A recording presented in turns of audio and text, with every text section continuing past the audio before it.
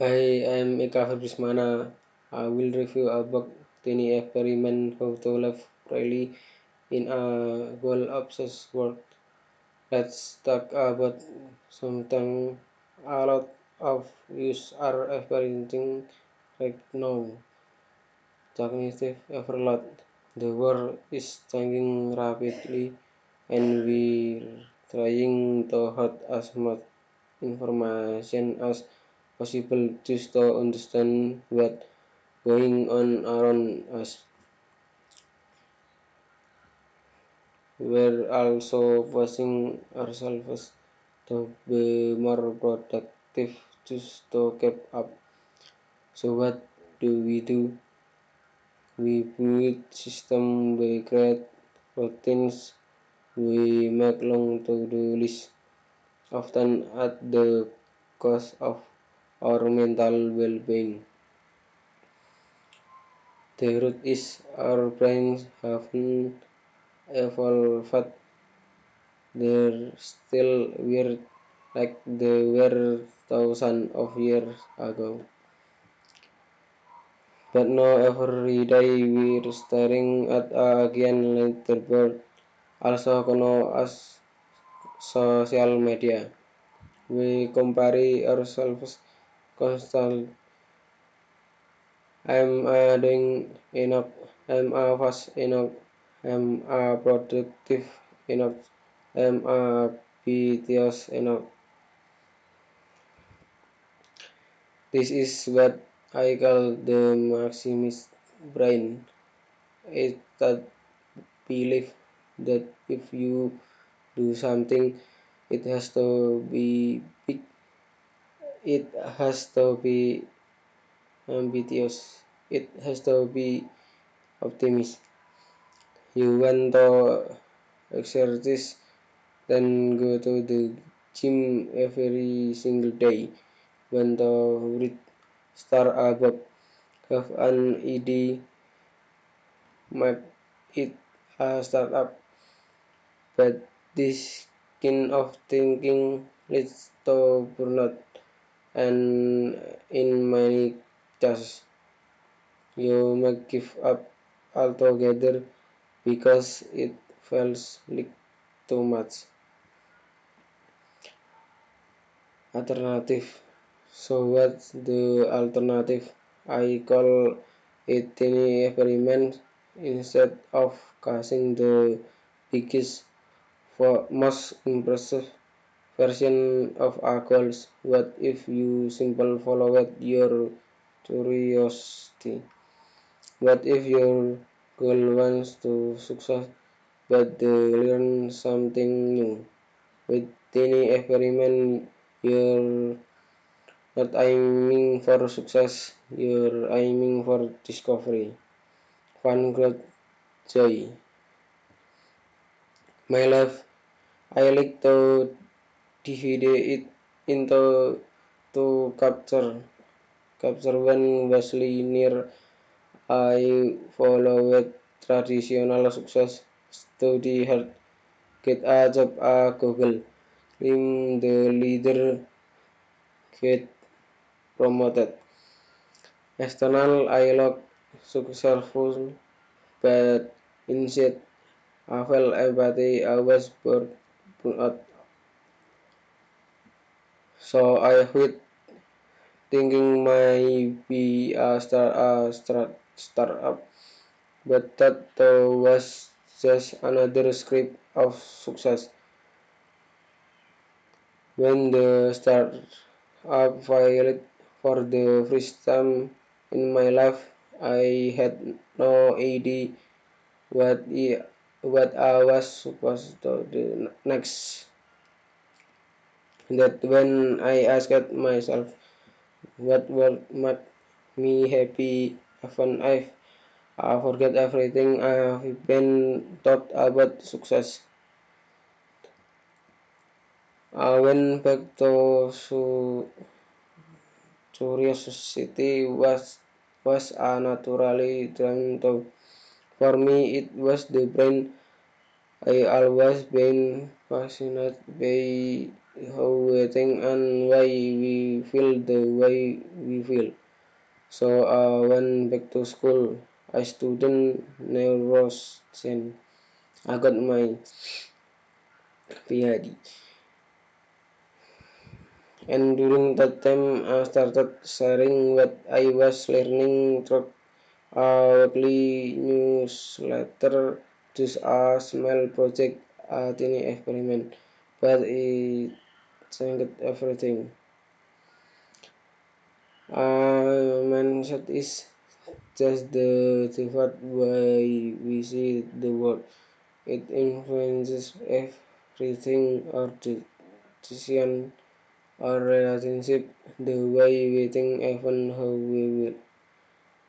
But here's the thing: most of us aren't aware of our own mindset.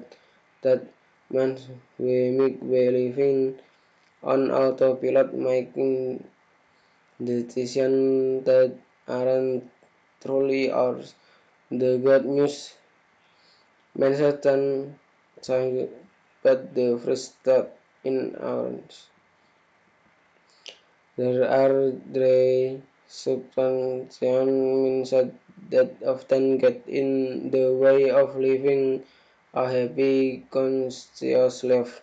Let's break them down. The cynical mindset: you lost curiosity and ambition. Maybe you might still charge the play. You're in survival mode, dumb scrolling, feeling stuck. The escapist mindset: you're still curious, but ambition is gone. You avoid responsibility, drug distractions, being watching online shopping, dream planning, vacations. The perfectionist mindset: high ambition, low curiosity, you seek certainty by working hard in longer and design.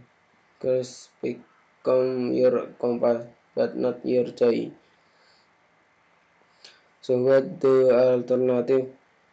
It's called the experimental mindset. In this mindset, you have both curiosity and ambition.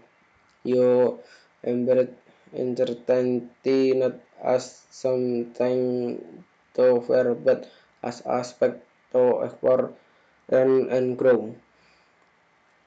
You don't cast perfect outcomes. You start with a question.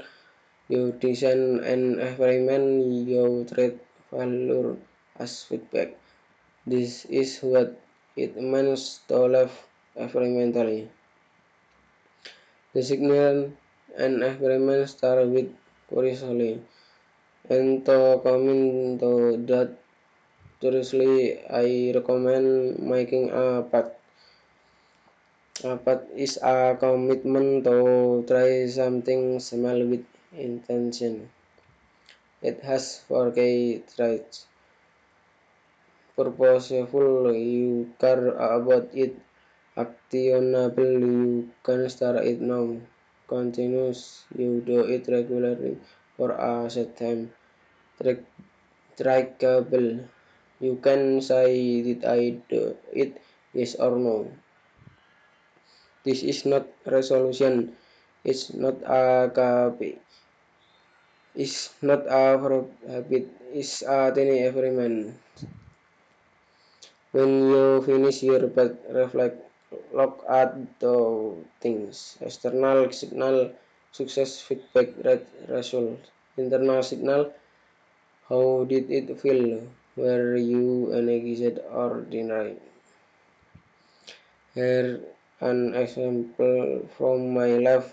I ran a experiment to see if I wanted to become a YouTuber. The bug, one video per week in the end of the year. External, I went great. Subscriber, engagement, price. internal. I hate it reading the camera and hears every time it drained me. So I stopped it. That was clear that this was for me. You can run tiny experiment in any area of life. In work, try sending a weekly intern newsletter for feedback. In relationship, every Sunday write on to a friend you haven't spoken to. In health,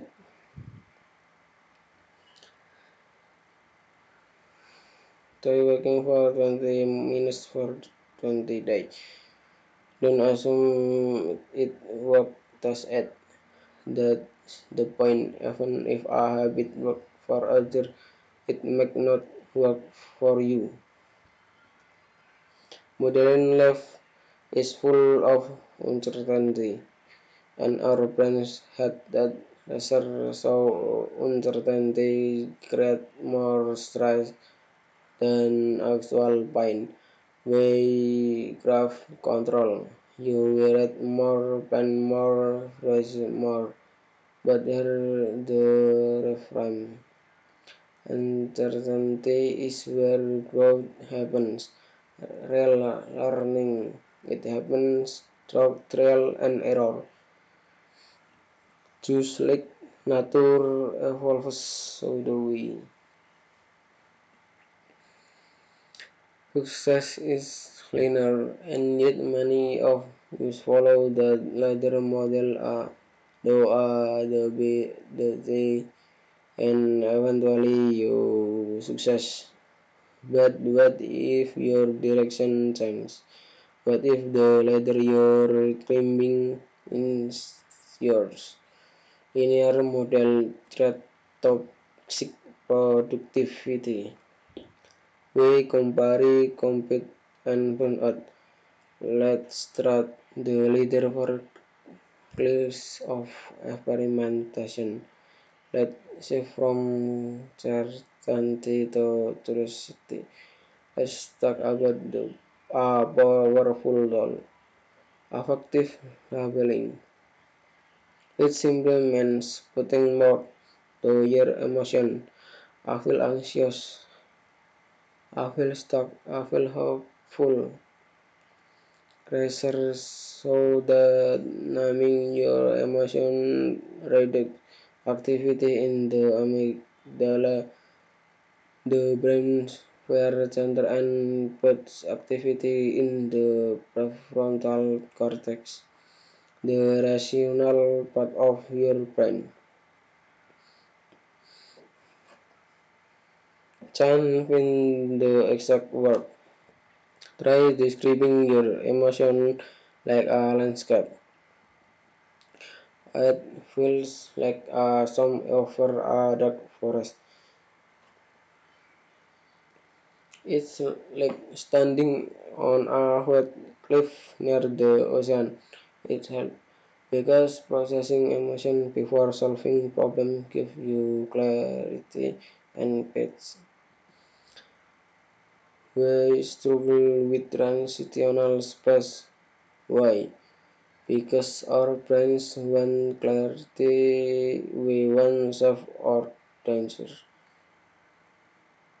Kono or un kano.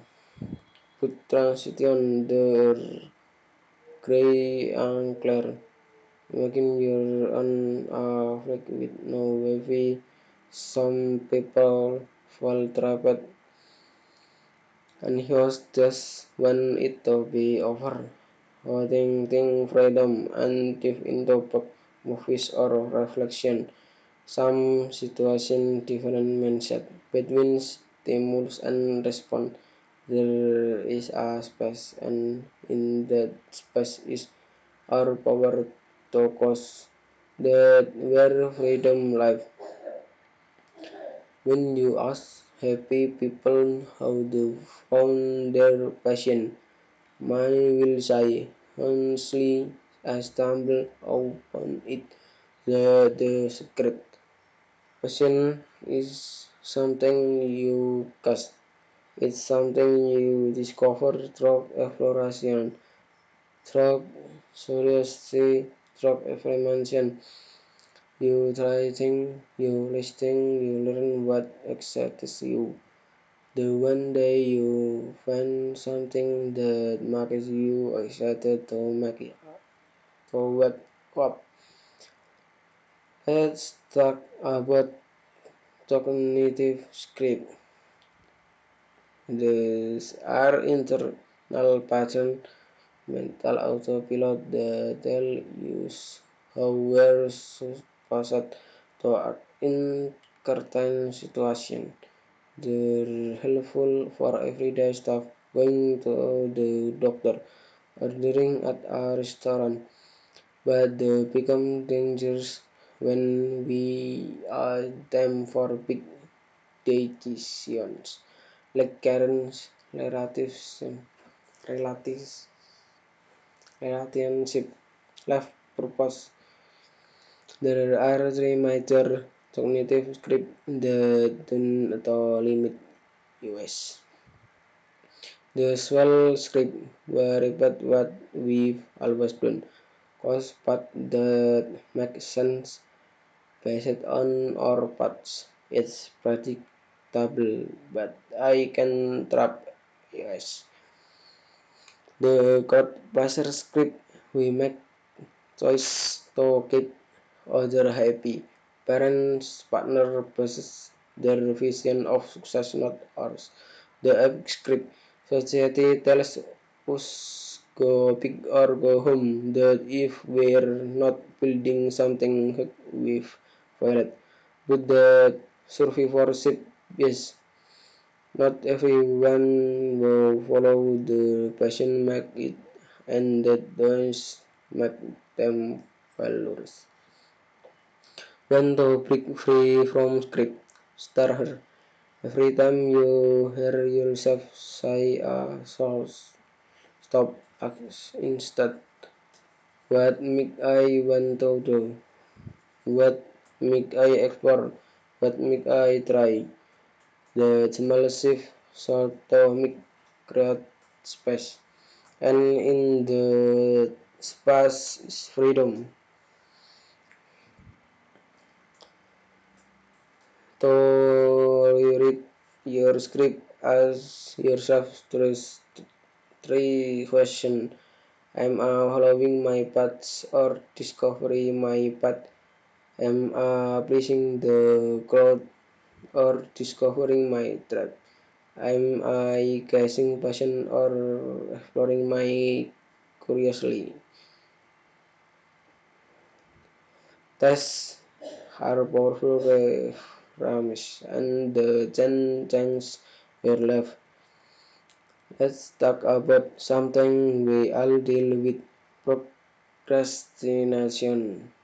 We've been dog is bad, lazy, shameful.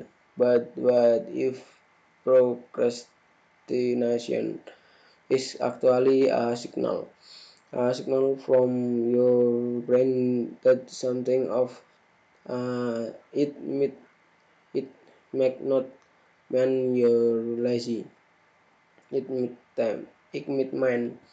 The text does make sense. It can feel like you're not ready or equipped yet. The not witness that information. Here at all I use it tell the trip check when your procrastination is it from the head maybe you don't believe in the text at first felt rational or aligned. Is it from the heart? Maybe it feels burning, it drains your emotional. Is it from the hand? Maybe you didn't have the recall time or skill. It has a different solution. It if it the head or if you're struggling talk to your sometimes you drop the trip check everything same fun and you still procrastinate. That when you might be missing a systemic barrier. Maybe your work environment is right. Maybe expectations are unrealistic. Maybe the culture don't fit. In those moments, don't just blame yourself. Some look around and ask, is the system helping or hurting? Have you ever felt a moment of pure flow? Time disappear, your focus, your creative, everything just clicks. Your magic window is when your mind, your energy, your mood all alive. You can force them, but you can notice them. And once you do, you can start to plan around them. Ask yourself, when do I feel most alive? Working of work belong in that space. How do I protect and open that window more often? Sensitive productivity. Most of us measure productive by time. Every minute valid, every hour tracked, but meaningful productive as a different question. What if the real resource is time but energy? Your mental energy, your emotional energy, your focus. Meaningful productive man asking three things. When is my magic window? When what belongs in the window? How do I keep it open? When you honor your energy, not just your calendar, you work better, you feel better, you love better. In Buddhist philosophy, there is a concept called death by two arrows. The first arrow is the pain or a negative emotion we experience. For example, procrastination, anxiety, failure. But the second arrow, that is the task embarrassed of self-judgment that we add on top of that pain. And the good news, the second arrow is optional. We don't have to suffer it. Why is it difficult to start something important? Because we focus too much on the final result instead of asking, what will the result be? What can I learn? Run little experiment. Let go of expectation. Let go of other people definition of success. Focus on the process. Focus on curiosity. If you learn something that progress, make you are an anthropologist and the subject of research in your own life. Try doing this. Let notice like an anthropologist pay attention to things like what gives energy, what drains energy, which conversation makes your enthusiastic, which activities make you tired. The key question, why am I doing this? What is really important to me? After you make observation, next step, create hypothesis. For example, I feel more alive when presenting at the office even though I'm nervous. Maybe the solution, take a public speaking class, ask for a mentor or try presenting more often to practice. The cost one and turn that into a little experiment. Final decision relief like a scientist, not with a long-term plan, with little experiment, repetitive and reflective. For example, I will present a very to week for 1 hour, then I will evaluate, is this fun? Is this beneficial for your career? Do I want to continue or change direction? Combine signal internal and external, and from there continue the next closing. Thank you for following until the end. Remember, you don't have to know all the answer, but you can start with one question, and from there you can build a life that more consist, more flexible, and more enjoyable. One small experiment at a time.